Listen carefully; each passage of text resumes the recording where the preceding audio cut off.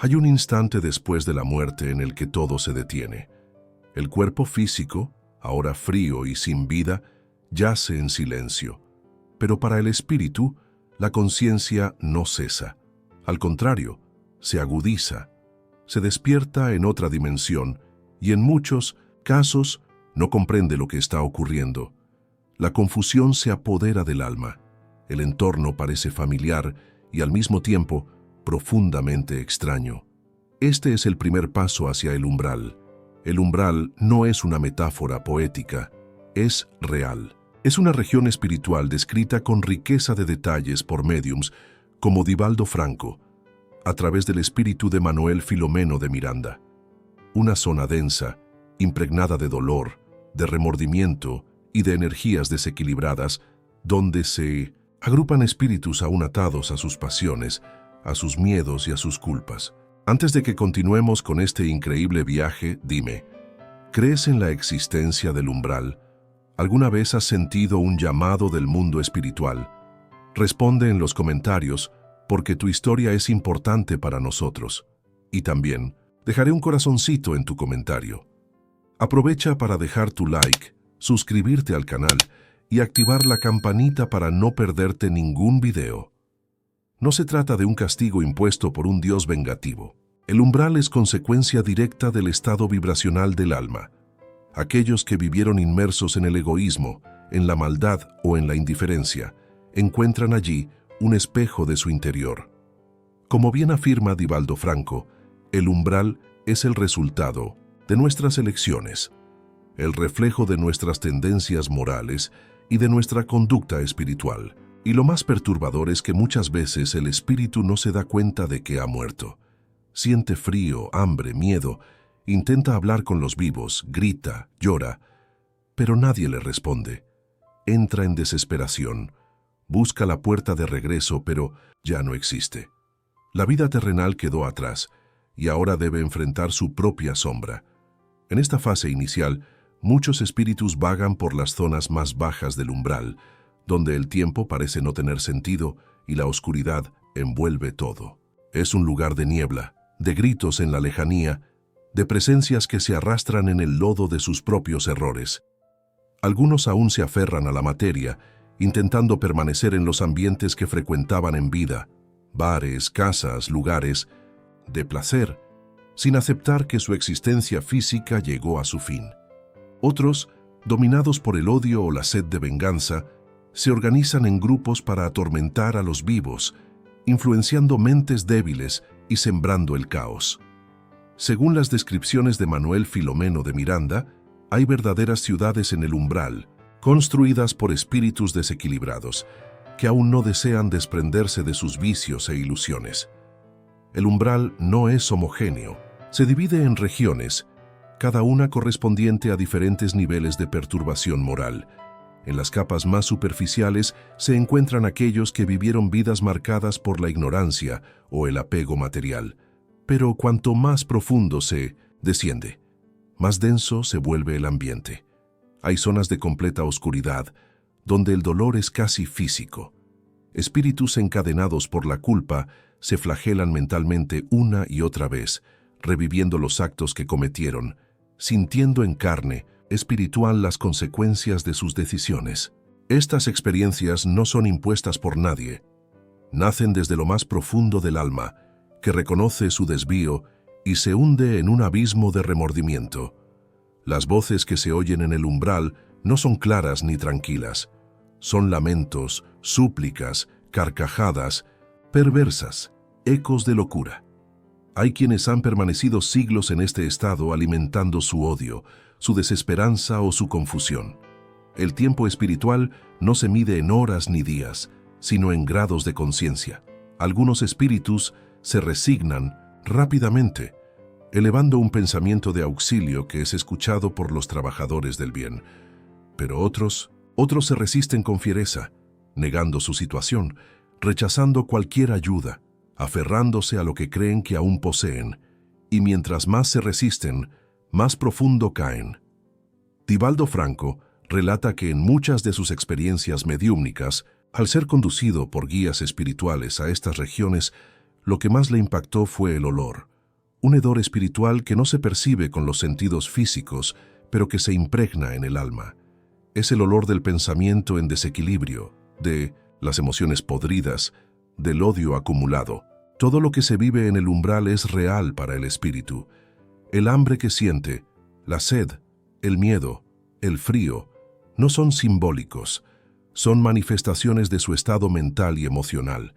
Y lo más aterrador es que en muchos casos no hay diferencia entre lo que siente allí y lo que sentía en la tierra. El primer paso en el umbral es, en verdad, un despertar brutal. No hay luz reconfortante ni voces celestiales en la mayoría de los casos. Hay confusión, hay soledad, hay horror, y en esa oscuridad el espíritu comienza a vislumbrar quién realmente fue. No lo que mostraba al mundo, sino lo que llevaba en su esencia. El umbral desnuda el alma. No hay máscaras, no hay títulos, no hay posesiones. Solo queda la conciencia, y con ella la inevitable confrontación con la verdad. Es importante entender que este paso no es el final, pero para muchos parece el comienzo de una eternidad sin esperanza. El umbral funciona como una zona de purificación, y en su entrada, lo primero que se pierde no es el cuerpo, sino la ilusión. Allí, el espíritu comprende que toda su vida material fue solo una etapa, y ahora, en medio de sombras y gritos, inicia un viaje mucho más profundo y mucho más difícil, el viaje hacia sí mismo. Que el llamado de las sombras. ¿Quiénes son los señores del umbral? En las profundidades más densas del umbral, donde la luz parece no haber nacido jamás, existen inteligencias que dominan con astucia y crueldad aquellas regiones de sombra. No se trata de figuras mitológicas ni de invenciones para asustar a los incautos. Son espíritus reales, conscientes de su estado, organizados, poderosos. Son los llamados señores del umbral, espíritus endurecidos por siglos de odio, manipulación, egolatría e ignorancia voluntaria. Ya no vagan perdidos, dominan, no sufren como las almas errantes. Ellos infligen el sufrimiento. Son líderes de legiones de espíritus perturbados, controladores de zonas enteras del submundo espiritual, amos de la ilusión y del tormento. Divaldo Franco, por medio de los relatos del espíritu Manuel Filomeno de Miranda, describe con claridad cómo estas entidades establecen verdaderos imperios en los abismos del umbral. Se estructuran en jerarquías, como en una organización militar. Existen comandantes, subordinados, espías y ejecutores. Cada uno cumple una función específica. Se especializan en detectar debilidades humanas, conectar con mentes encarnadas vulnerables y manipular pensamientos desde la sombra. No siempre fueron monstruos. Muchos fueron en vida políticos, religiosos, líderes empresariales o personalidades influyentes que usaron su poder para dominar, enriquecer, corromper. Sus vicios no murieron con el cuerpo, se intensificaron, y en la erraticidad de la vida espiritual decidieron continuar su reinado, ahora desde las tinieblas. Estos señores no viven en el caos, sino que lo utilizan como arma. Construyen ciudades en el bajo astral con formas grotescas, arquitecturas oscuras, palacios de hierro espiritual, donde miles de espíritus se aglomeran en servidumbre. Allí el tiempo se diluye y la voluntad individual es absorbida por la mente dominante. Manipulan el miedo como energía, alimentándose de la desesperación ajena, generando dolor para mantenerse activos. Son obsesores en estado avanzado. No persiguen solo por venganza, sino por estrategia. Usan el pasado de sus víctimas como instrumento de control. Reavivan culpas, reabren heridas, instalan ideas destructivas en la mente de los encarnados y los llevan lentamente al abismo emocional.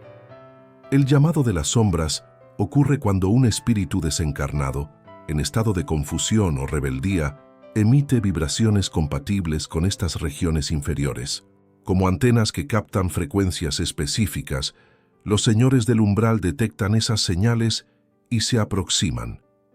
Primero con promesas de poder, luego con imposiciones. Seducen a los recién llegados con la ilusión de libertad, ofreciendo opuestos en su estructura, y cuando la voluntad cede, imponen cadenas invisibles. Muchos se convierten en instrumentos de sus planes sin siquiera notarlo. Otros, más frágiles, son arrastrados y esclavizados sin resistencia. En las obras mediúmnicas de Divaldo Franco es común encontrar descripciones de estos encuentros. Espíritus que, al llegar al umbral, son rodeados por entidades oscuras que les hablan con dulzura y falsa compasión.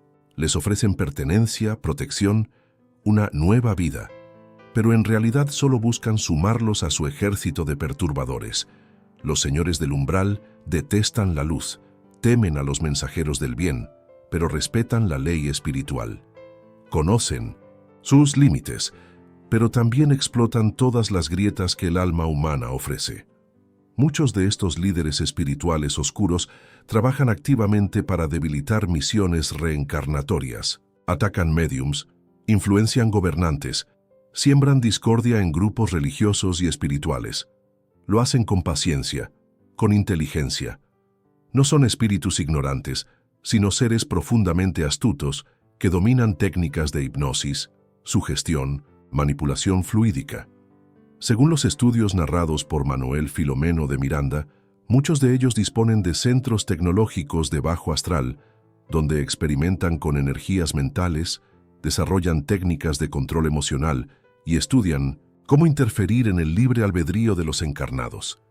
Y lo más aterrador es que no trabajan solos. Reclutan encarnados sensibles a su vibración. Pactan mentalmente con personas en la Tierra que muchas veces, sin saberlo, se convierten en instrumentos de sus planes. Las obsesiones colectivas, los movimientos de odio, las guerras de palabras, los brotes de intolerancia y violencia. Muchos de estos males nacen bajo su influencia directa.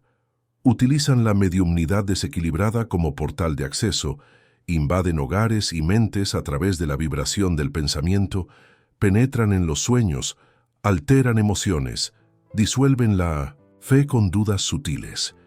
Pero no todos los espíritus que llegan a ellos lo hacen por debilidad. Algunos lo hacen por afinidad. Espíritus que vivieron en el crimen, en la crueldad, que se deleitaron con el sufrimiento ajeno, encuentran entre estos señores un reflejo de sí mismos. Se convierten en sus soldados, en sus ejecutores, forman bandas organizadas, atacan misiones de socorro, se infiltran en reuniones mediúmnicas para generar perturbaciones, proyectan formas mentales deformadas que aterrorizan a los encarnados más sensibles. El terror psicológico que infunden es tan real como cualquier dolor físico. Lo que diferencia a estos señores del resto de los habitantes del umbral no es su sufrimiento, sino su conciencia. Ellos eligen permanecer en las sombras, no buscan redención. Algunos incluso creen que pueden vencer a las fuerzas del bien. Se sienten poderosos, intocables, desprecian el perdón, se burlan del amor, niegan la misericordia. Han transformado su voluntad en arma y su alma en fortaleza sombría. Y sin embargo, incluso en medio de tanto horror, la ley divina permanece inviolable, porque en el fondo de cada sombra aún existe una chispa de luz. Pero mientras esa chispa no se encienda, los señores del umbral seguirán extendiendo su dominio, llamando desde las tinieblas, esperando nuevas almas para arrastrar al fondo de su reino silencioso, donde cada pensamiento es eco de una culpa y cada grito apenas el principio de un tormento mayor. El camino del arrepentimiento, el despertar en medio de la oscuridad.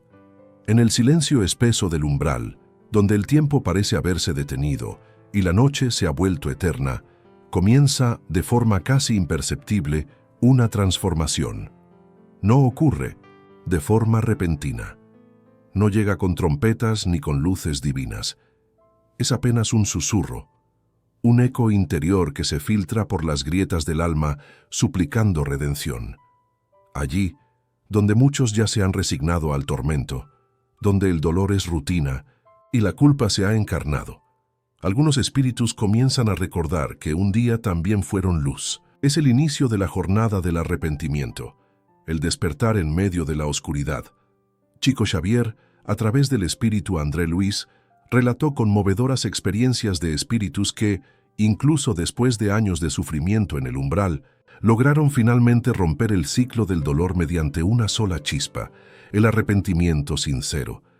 No se trata de un arrepentimiento superficial, nacido del miedo, es profundo, visceral.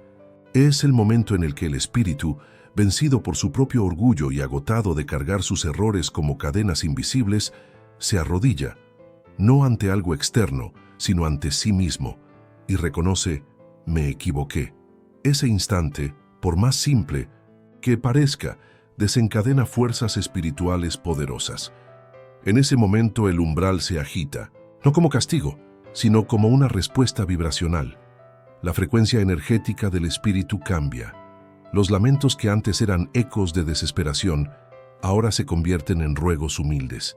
Las sombras, antes aliadas, se tornan insoportables. Algunos hermanos en sufrimiento se alejan, otros atacan, porque el despertar de uno incomoda la inercia de muchos. Pero el alma que empieza a arrepentirse ya no puede retroceder. Ha sido tocada por una fuerza mayor, la conciencia. Y esta no se silencia una vez que ha despertado. André Luis describe cómo muchos de estos espíritus, al recordar los errores cometidos en la tierra, los vicios, los abusos, la indiferencia, la violencia, comienzan a revivir esos recuerdos con una nueva perspectiva, ya no con orgullo o negación, sino con un dolor verdadero. Se ven tal como fueron, observan las escenas de sus vidas pasadas como una película, pero sintiendo ahora lo que causaron a los demás. Sienten el hambre de los que abandonaron, el miedo de los que hirieron, las lágrimas de los que engañaron, y en ese abismo de autoconciencia lloran. Lloran como nunca antes. No por el castigo, sino por la culpa. El llanto del alma en el umbral no es físico, pero resuena en todas las dimensiones. Es un lamento vibracional que atraviesa planos, y es precisamente ese clamor el que llega a las esferas superiores. Entonces, entidades de luz, socorristas espirituales, comienzan a acercarse lentamente. No descienden como héroes, sino como hermanos. Observan, esperan.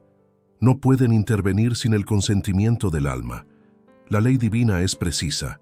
La ayuda solo puede llegar cuando el espíritu realmente desea cambiar. Y cuando ese deseo es genuino, el auxilio viene, aunque tarde. No son pocos los relatos de Chico Xavier que narran estas escenas con detalles conmovedores. Espíritus que, después de décadas vagando por regiones oscuras, finalmente, en un gesto de humildad oran. No una oración decorada, sino una súplica sincera, salida de lo más profundo del ser. A veces, solo una palabra: perdón. Esa palabra vibra como un canto en medio del silencio y abre una brecha en el muro de oscuridad. La luz tenue, apenas visible, comienza a filtrarse. No es una salvación inmediata, es el inicio de un largo camino. Este despertar no exime al espíritu del dolor. Al contrario, muchas veces lo intensifica, porque ahora comprende la magnitud de su caída. Pero ya no está solo. Los mentores espirituales se aproximan en silencio, ofreciendo asistencia fluídica, inspiración y consuelo. Algunos espíritus son llevados a las cámaras de recuperación del umbral, como describe André Luis en Nuestro Hogar, donde reciben pases, baños energéticos y comienzan un lento proceso de reeducación espiritual. Otros aún necesitan caminar más, pues el arrepentimiento inicial necesita ser alimentado con persistencia. Lo más difícil de esta etapa no es el entorno oscuro, ni los espíritus perturbados. Es el enfrentamiento consigo mismo, el espejo interior que ya no se puede evitar. Mirar a los ojos de su propia historia. Es ahí donde muchos desisten, pero quienes perseveran, quienes aceptan revisar su pasado con honestidad y se disponen a reparar incluso en espíritu lo que destruyeron, comienzan a sentir una nueva forma de energía. No es felicidad, es esperanza, una sensación tenue de que aún puede haber una nueva oportunidad, una nueva vida, un nuevo rumbo. Hay testimonios, recogidos por Chico Xavier, de espíritus que fueron grandes criminales, corruptos o asesinos en la tierra y que, tras largo tiempo en el umbral, lograron dar los primeros pasos hacia la regeneración. Y eso no fue por bendición automática, sino por lucha interna. Por cada día en que resistieron el llamado del odio, por cada pensamiento de bondad que intentaron mantener, incluso cuando todo a su alrededor los invitaba a rendirse. Estos relatos no son para consolar, sino para advertir.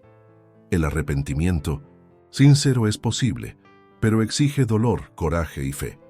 El umbral no es solo un lugar de castigo, es también un laboratorio de la conciencia, un escenario donde la sombra revela al alma lo que ella misma oculta, y cuando finalmente se atreve a mirar, a aceptar, a llorar, comienza a caminar, lentamente, con cicatrices, con miedo, pero también con un fuego que nunca antes había sentido, el fuego de la transformación. Porque en medio de la noche más oscura, incluso la chispa más débil de luz puede anunciar la llegada de un nuevo amanecer. Socorristas de la luz, quienes ayudan a los espíritus en el umbral. En las regiones sombrías del umbral, donde la desesperación parece haberse anclado en cada rincón y el sufrimiento se repite en un ciclo interminable, existen seres cuya luz no se apaga jamás.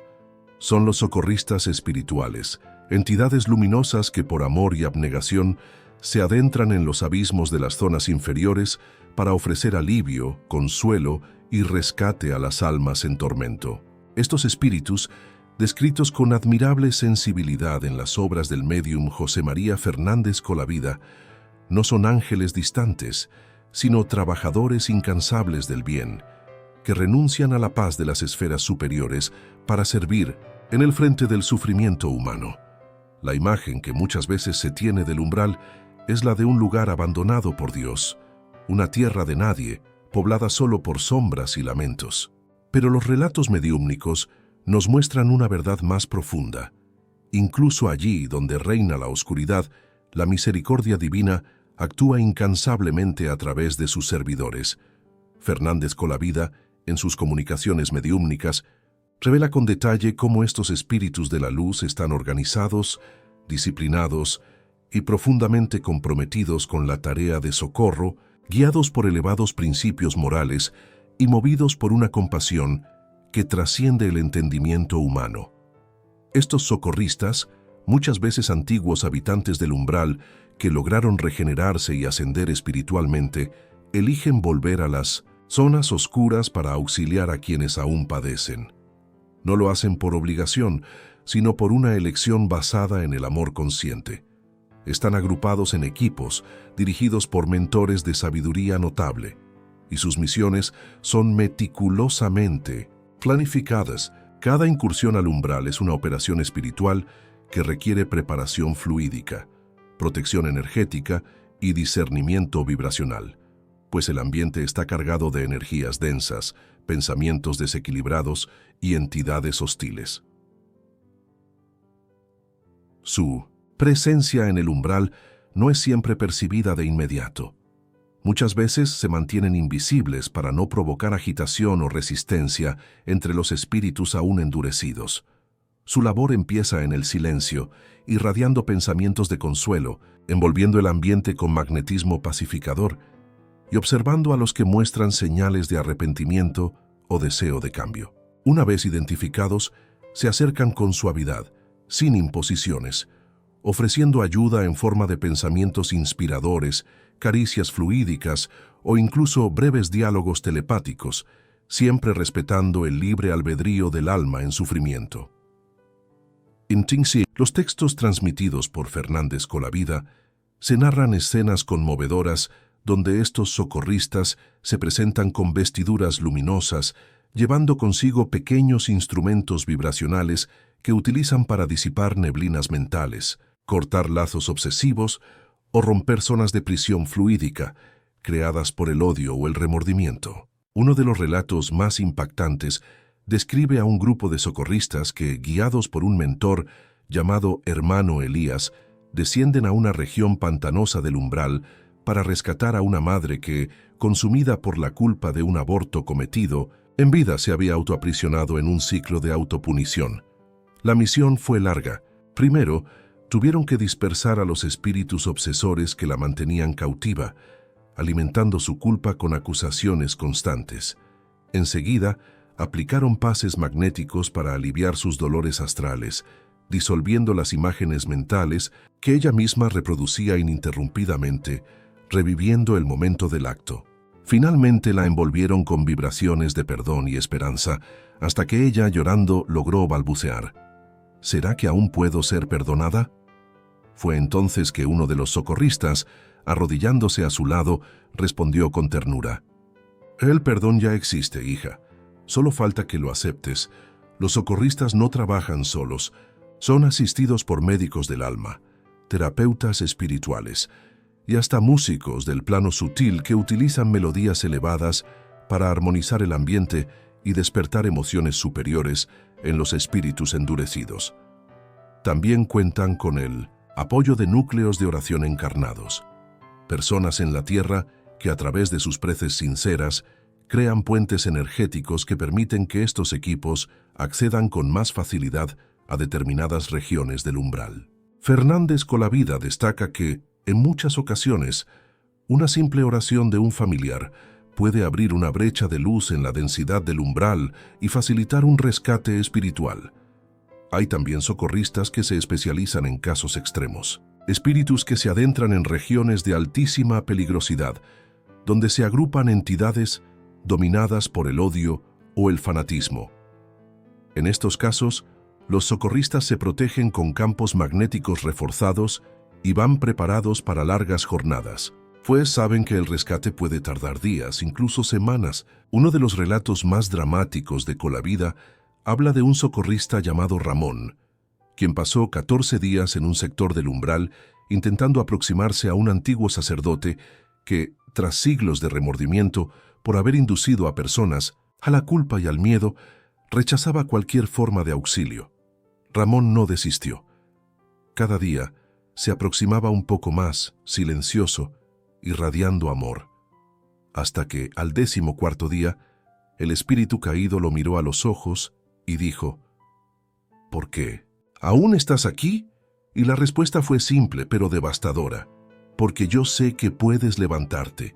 A partir de ese momento, se inició un lento proceso de socorro, mostrando que el trabajo de los socorristas está hecho no solo de técnica espiritual, sino de una paciencia inquebrantable, sostenida por el amor más puro que un espíritu puede ofrecer a otro. Así son los socorristas de la luz descritos por Fernández Colavida: faros humanos en la noche espiritual, héroes anónimos de la caridad cósmica. No buscan gloria ni reconocimiento. Apenas desean aliviar el dolor de aquellos que un día, como ellos, cayeron, pero aún conservan una chispa de redención dentro del pecho. Son los mensajeros de la misericordia divina, sembradores de esperanza en los suelos áridos del sufrimiento astral. Y su presencia confirma que incluso en el corazón del umbral, el amor nunca está ausente. ¿Y tú? ¿Cómo te estás preparando para tu despertar? En algún rincón del silencio, donde la rutina diaria no alcanza a sofocar el murmullo del alma, surge una pregunta inquietante, como un eco que no se desvanece. ¿Estoy preparado para despertar? ¿Del sueño de la materia? Esta pregunta, tan antigua como la humanidad, resurge con nueva intensidad cuando se exploran los relatos espirituales de Harry Houdini, el célebre ilusionista que, más allá de los aplausos y las cadenas, buscó insistentemente una respuesta definitiva sobre la vida después de la muerte. Sus escritos mediúmnicos posteriores a su desencarnación ofrecen una perspectiva única, de quien conoció los velos de la ilusión en la tierra y luego necesitó, con humildad, rasgar los velos más densos del mundo espiritual. Houdini, en 1900, sus comunicaciones transmitidas por médiums después de su muerte, describe con franqueza los momentos iniciales de su transición. A pesar de su escepticismo declarado en vida, fue sorprendido por un despertar abrupto y confuso. En sus palabras, no había cortina que se cerrara al final de un espectáculo, sino una luz diferente, intensa, que no venía de los ojos, sino de dentro de sí mismo. Despertar en el más allá fue para él como despertar en un escenario vacío, donde todas las ilusiones se habían disipado y quedaba solo el verdadero yo frente a las consecuencias de las elecciones hechas en vida. Esta experiencia de Houdini no es exclusiva. Muchos espíritus, al atravesar el umbral de la muerte, se enfrentan a una realidad interior que durante mucho tiempo fue ignorada. La vida espiritual no es una extensión de las apariencias terrenales, sino el espejo de la conciencia. Lo que somos en lo íntimo, con todas nuestras intenciones, sentimientos y valores, emerge con fuerza irresistible. No hay máscaras ni artificios, y es en ese instante que se inicia el verdadero despertar. No el despertar físico del sueño, sino el despertar del alma a su realidad espiritual. En sus mensajes, Houdini advierte sobre la falta de preparación que muchas almas llevan consigo al otro lado. Personas que en la tierra se involucraron en títulos, riquezas o logros materiales, pero olvidaron cultivar el espíritu. Él relata cómo se encontró con almas que vagaban desorientadas, aferradas a sus antiguas identidades, incapaces de aceptar que la muerte había roto la fachada de lo efímero. Algunas permanecían en estado de negación por años, tratando de comunicarse con los vivos, confundiendo sus deseos con la realidad. Otras caían en estados de adormecimiento espiritual, aguardando un juicio final que nunca llegaba, cuando en verdad el juicio ya había comenzado. Era su propia conciencia, que les mostraba como un libro abierto cada acto de su existencia. Y es en ese punto que la preparación cobra sentido. Houdini reconoce que si hubiera cultivado la espiritualidad aún encarnado, su proceso de transición habría sido menos doloroso. Por eso, insiste en sus mensajes sobre la importancia de la vigilancia interior. Prepararse para el despertar no es esperar la muerte, sino aprender a morir todos los días para el ego, para los vicios de la vanidad, del orgullo, de la dominación. Es vivir con la conciencia de que cada acción genera un reflejo y que cada pensamiento moldea el ambiente espiritual que habitaremos después de la desencarnación. Él describe también que, en el plano espiritual, muchos centros de auxilio están dedicados exclusivamente a la preparación de los encarnados para el momento del paso. Espíritus instructores con amor y paciencia inspiran pensamientos elevados, provocan inquietudes beneficiosas, crean situaciones que conducen a la reflexión. Uno de los relatos más impactantes es el de una señora que, durante años, negaba cualquier posibilidad de vida después de la muerte. Sin embargo, tras la pérdida de un hijo, comenzó a cuestionar todo lo que creía. En sus sueños, comenzó a visitar un ambiente espiritual donde asistía a clases sobre el perdón, la compasión y la continuidad de la vida. Sin saberlo, estaba siendo preparada para su futura desencarnación, que ocurriría pocos años después. Y cuando eso finalmente sucedió, su despertar fue sereno, envuelto en luz, guiado por los mismos espíritus que, pacientemente, la instruyeron mientras ella aún estaba encarnada. Hay también, según Houdini, un tipo de preparación silenciosa, casi imperceptible, pero profundamente eficaz, la del amor. Aquellos que vivieron sirviendo, amando, perdonando, incluso sin tener conocimientos doctrinarios, despiertan con mayor claridad y armonía. El amor, como energía superior, actúa como una brújula en el más allá. Muchos de ellos son recibidos por familiares y amigos espirituales en ambientes de luz, donde el tránsito se realiza sin sobresaltos. En cambio, quienes alimentaron odios, culpas o indiferencias, necesitan enfrentar las zonas turbias del umbral, no como castigo, sino como resultado natural de sus elecciones. Houdini relata que, en su despertar, una de las escenas más impactantes fue reencontrarse con su madre, que había partido antes que él. Ella, rodeada de una luz serena, lo abrazó sin reproches, pero con un profundo silencio. En ese momento, él comprendió que no bastaban sus intentos de negar lo espiritual durante la vida. Ahora debía reconstruir su realidad interna paso a paso desde la humildad. Su madre se convirtió en su guía, mostrándole que todo dolor tiene propósito y que cada alma tiene su momento de despertar. Pero cuanto antes comencemos esa preparación, más suaves serán los primeros pasos en el más allá. Así, la pregunta permanece insistente. como una brisa que atraviesa lo cotidiano sin ser percibida. ¿Y tú? ¿Estás preparándote para tu despertar? Porque no basta creer o negar. Lo que define nuestra jornada espiritual no son palabras o creencias, sino los valores que cultivamos, los sentimientos que alimentamos y los lazos que creamos con el bien. El despertar no es un destino futuro, es un proceso continuo que comienza ahora, en el instante en que nos detenemos para escuchar la voz que resuena, suave y firme, en el silencio del alma.